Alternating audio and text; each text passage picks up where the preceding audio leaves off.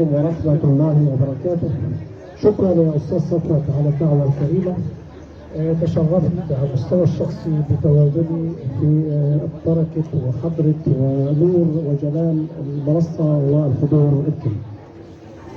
دقيقتين لا أكثر، لن أقول شعب، لكن أتوجه بكلمة تهنئة لكم جميعا بمناسبة هذا العيد العالمي، وهو عيد التطوع، عيد الخير، عيد العطاء.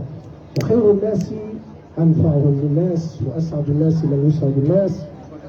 وأنتم قيض الله لكم جهدا ومنحكم طاقة لكي تعطونا الخير. أنتم تبذلون الجهد، تبذلون المال، تبذلون الوقت من أجل إسعاد الإنسان، وكما تفضل وتكرم فضيلة الشيخ أن الله عز وجل كرم الإنسان، وأنتم تعملون في أعظم شيء وهو مساعدة الإنسان. أنتم تفرجون القلوب، تعيشون الملهوف، تساعدون المحتاج، فهنيئا لكم. خيركم فعلا ينعكس علينا احنا في مصر، على الوطن، على الإنسانية جمعاء. قد يكون البعض منكم لا يجد شكر من المجتمع، وقد يجد اتهامات انهم اصحاب جمعيات وتكسبوا منها.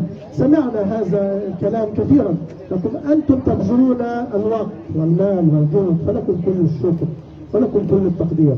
استاذ خالد لك كل الشكر وفريق العمل في الاداره.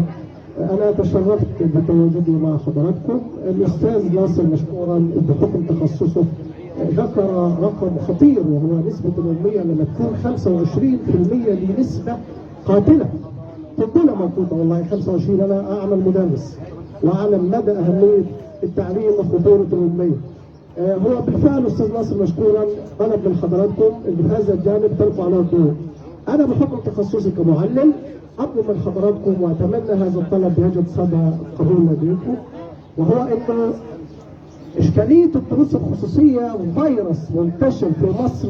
يعني الدولة تئن وأولياء الأمور تئن منه فعلا. فإذا الجمعيات الخيرية تبنت فكرة المجموعات أو التقوية تساعد أولياء الأمور، فهذا جانب كبير يعني تعاوني في المجتمع. الناس يعني تديهم حصص، يعني مع احترامي طبعا لكل الزملاء، لكن نحن نجد معاناة فعلا من أولياء الأمور في قسوة أجور الدروس الخصوصية. فالجمعيات لا تغفل هذا الموضوع. في مدرسين كثر، وهم كثر، ومدرسين مصر بخير عندهم قدرة يتفرعوا معاكم، يتعاونوا معاكم. أكثر المدرسين هي اللي هتتعاون، أكثر المدرسين ضميرا، وكل مدرسين مصر بلا استثناء طبعا إن شاء الله، عشان في الله انهم كلهم على قدر الثقة. لكن أنا أقصد إنها تجدوا أكثر الناس كفاءة وأكثر الناس ضميرا هي اللي هتتعاونوا معاكم. فهذا الجانب كما طلب الأستاذ ناصر بإلقاء الضوء على الأمية، أنا كمعلم أطلب من حضراتكم كمواطن أيضا إنه تتعاونوا معنا في المجتمع بتوفير مجموعات التقوية مجانا أو بأجور رمزية في المجتمع. خالص التقدير لكم وكل الشكر.